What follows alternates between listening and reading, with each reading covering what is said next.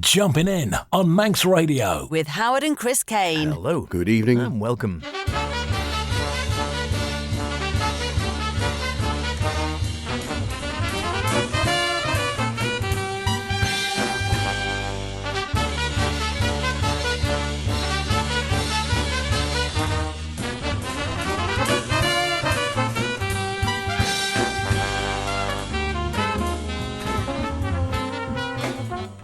And here we are once again on that run up to Christmas, of course. We're almost there. Lord knows already. I know, shouldn't really say it. So, it's next week. I think it will be our super festive special. But today it is the best in modern and contemporary jazz, as we always bring to you at 9 o'clock on a Saturday night in Manx Radio with Jumpin' In. Myself, H. And me, Chris. Yes, hello, and welcome along to this week's show on a special day in history. And no, not because the tree isn't up yet, and not because you haven't wrapped the presents yet, not least because you haven't actually bought them yet, and not even because of all the British tea thrown into Boston Harbour in 1773, although if you're driving, tea is a top tipple, particularly if you can get biscuits thrown in. But because in 1901, Marconi received the first transatlantic radio signal, and now a mere 122 years later, Jumpin' In can be heard all over the world. So, H, what worldly goodness have you tuned into this week, and what have you dunked too long and it's dropped into the bottom of your mug? You might well ask. I've got a sort of a new oldie, as in a sort of a reissue, Ivory Forest Redux. One I had in vinyl way back. It's been redone. John Schofield with Adam Nussbaum, Wayne Dockery. Into the Wilderness with Tony Williams, whose birthday it was just a few days ago, and also a bit of Mel's Vision. And from me this week, we seek attention, we try to open the box, we drift darkly with a birthday boy, and to kick things off, here's John Lang's Earotica with Poetry in Commotion.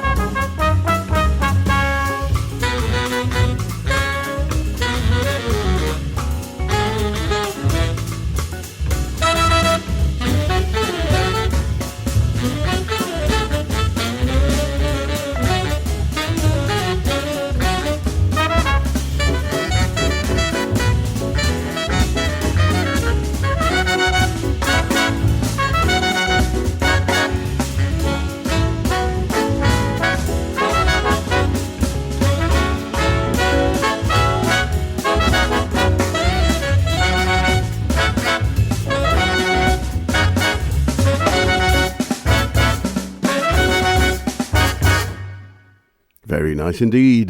Poetry in Commotion from John Lang. Bassist Lang moved from California to New York back in 2000 with only an upright and an electric bass and nowhere to stay. Fortunately, in taking the first apartment he could find, he found that he made himself a neighbour if a few floors separated from fellow string plucker David Happy Williams. Does that ring a bell with you?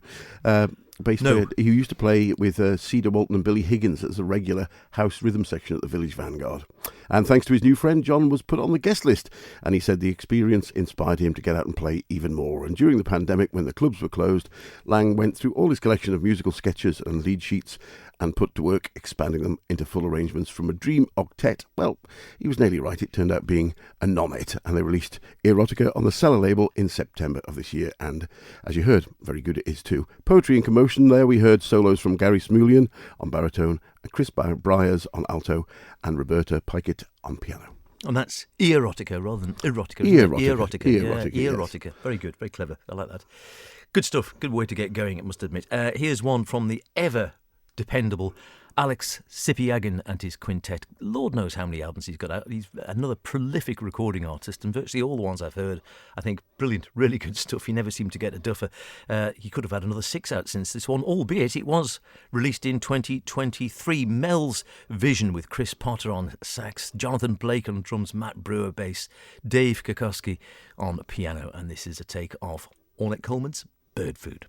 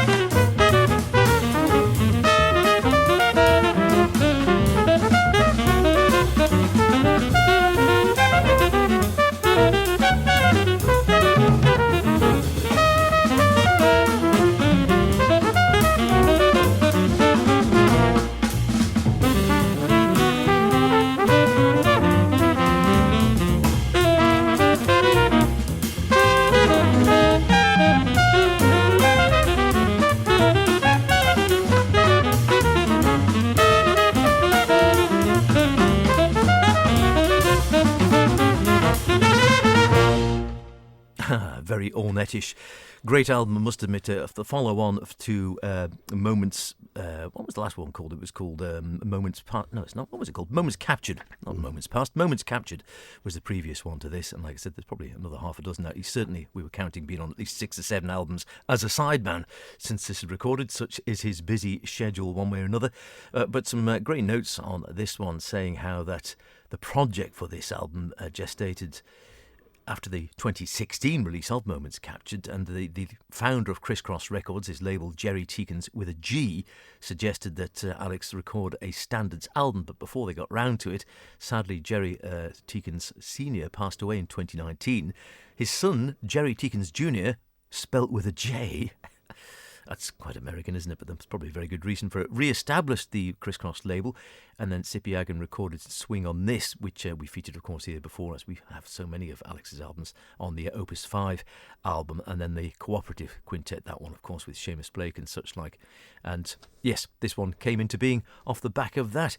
It had been an eventful time, so Mel's vision. Mel is Alex's wife, of course, and he writes about how it was, he dedicated the album to her, and how it would be a tough time through COVID as it was for so many musicians. They also decided in spring of 2020 to sell up from their States home, so they had a house, and he'd have some time in Long Island, just 50 miles outside of New York City, and relocated to, not quite so convenient from the New York point of view, Singapore for 5 months, and then after that, which was Tam's homeland, and then off to the small town in northern Italy, when they are currently still residing there in northern Italy. So he's actually on the European side. I thought, I must admit, he was still working stateside, but he's actually European based now. In any case, worth checking that one out without a doubt.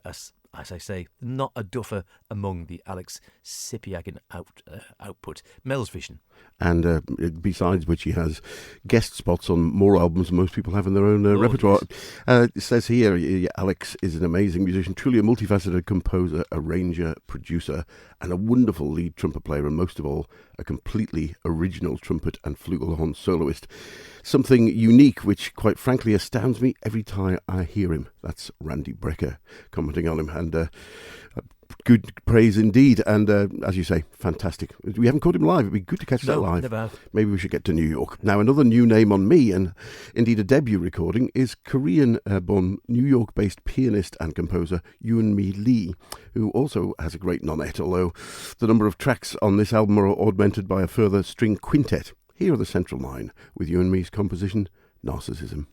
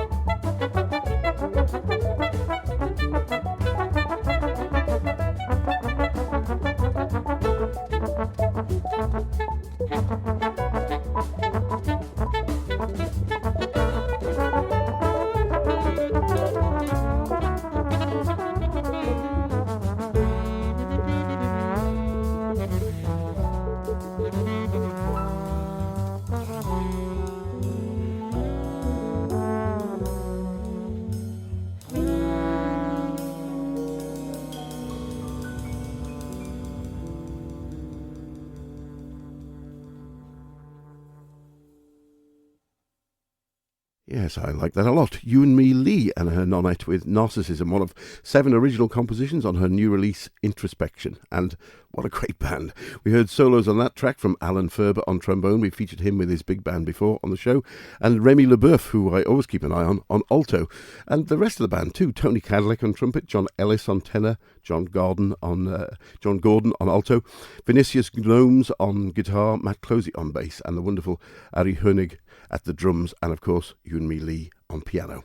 She studied contemporary piano in Seoul, later discovering jazz. She then studied in California, then did a jazz piano degree in Maastricht, and then a master's in jazz piano from New York University. So with all that pedigree and this kind of group of friends, I think she's definitely going to be one to watch. Certainly is. Great sound. I must need to check that one out. You are listening to Jumpin In, the best in modern and contemporary jazz with Chris and myself, H. And this is Tony Williams.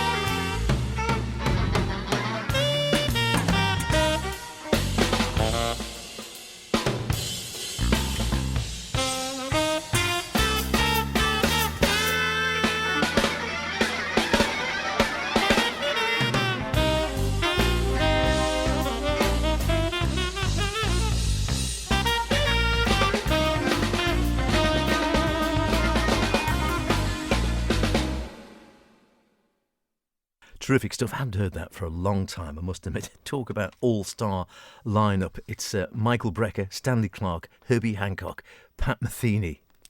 Can you get sort of much better than that? Probably not. Obviously, you might not like all of them individually, but I mean, Michael Brecker, well, sadly, left us quite some time ago. But man, what a player, and just hailed by so many people, even now, how influential he was. And we did have the great pleasure of interviewing him way back. I think it was it Bath? Was it Brecon? It was Bath. It was Bath, wasn't Festival. it? Yeah. And what a nice fella. Lovely guy. Absolutely Lovely guy. fantastic guy. Really nice, and gave us plenty of time and chat. Yeah, have a drink, guys. I don't want any of this stuff. I don't drink anymore. It was just such a lovely guy. Tragic that he died so young. We haven't, unfortunately, had the pleasure of speaking to any of the others, Stanley, Herbie or Pat Metheny, over the years. We tried with Pat Metheny when he was touring last year. No joy, I'm afraid. I think we're just too small to register. I don't know. You never know. Never say never, as they say. But that was from his Wilderness album from quite a few years back now. But I just looked at... My phone flashed up the other day to remind me that it would have been the birthday of the great Tony Williams, who, of course, as is well documented, started out his career playing with Miles Davis at the age of 17, I think he was, 16, 17, something remarkable like that. He was so young that he wasn't actually technically allowed into some of the clubs where they're playing. And so Miles sort of said, yeah, grow a moustache or something, make yourself look a bit older. Something along those lines. And so, if you look at the early pictures, Tony Williams always has a moustache in order to look a little bit older. Terrific stuff, though, and marvellous. Do miss him knocking around. What a player. And Mike Brecker, you're right, never did a bad thing as far as I'm concerned. And saw him a couple of years after we did that interview, playing a solo gig, which was the last tour he did, just playing solo saxophone.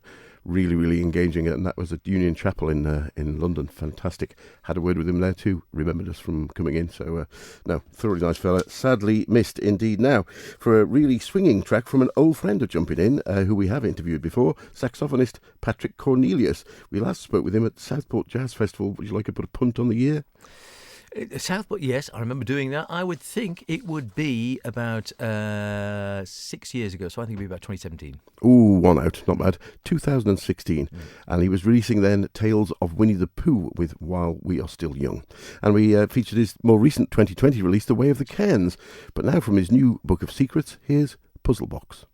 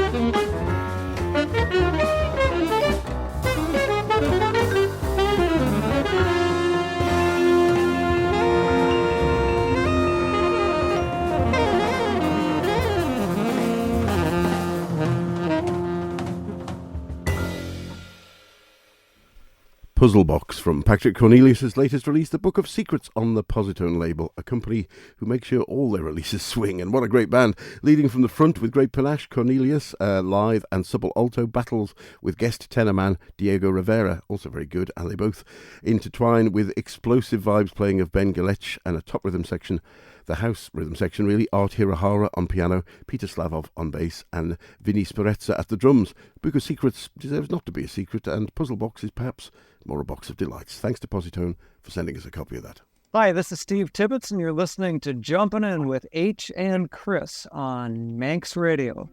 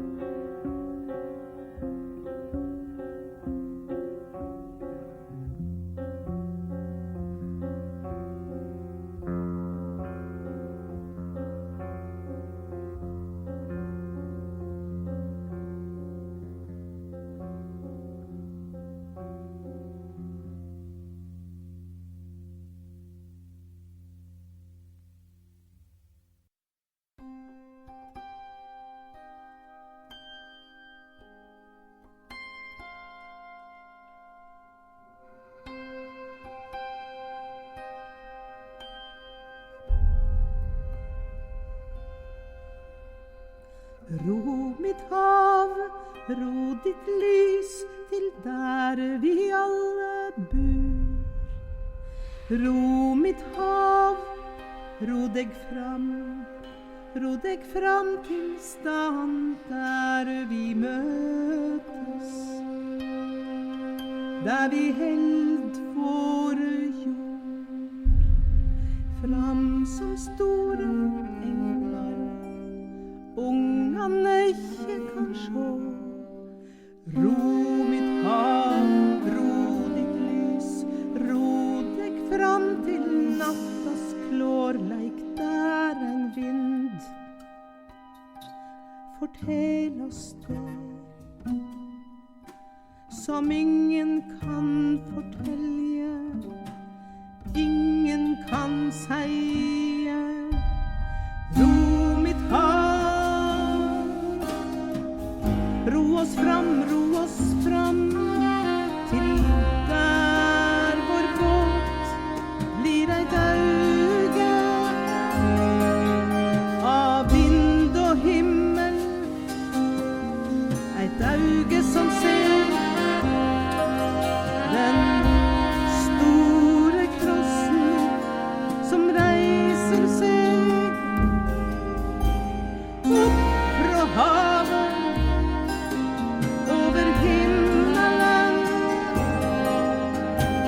Skjult kross dirrer fra jorda og oppover i himmelen.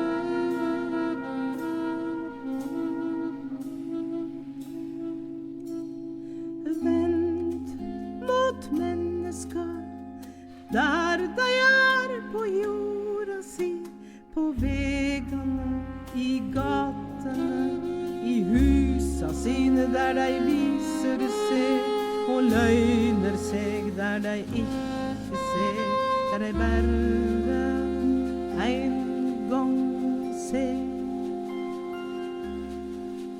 at båtar, at vegger og gamle hus, at kjærleik har i seg.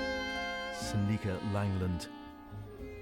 Wind and Sun from her latest on ECM. I remember playing one of hers ages ago. Real mixture of folk and jazz and classic and that sort of Nordic sound as well. Wonderful, worth checking out. It's like someone said it was like 3 albums in one, I think, on one of the ECM chat sites, because you get sort of like a little bit of everything. I think Tree of Seam on sax there as well. Before that, a reissue of Hal Galper's classic 80s album Ivory Forest with Hal on piano, John Scofield guitar, Wayne Dockery bass.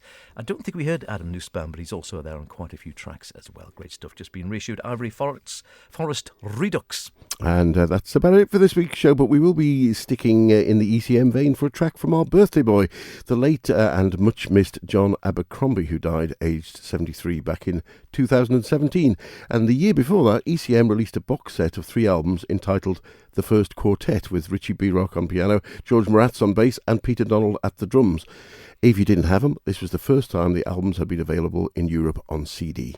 From the first of those albums, Arcade, here's the sublime Night Lake. See you next week.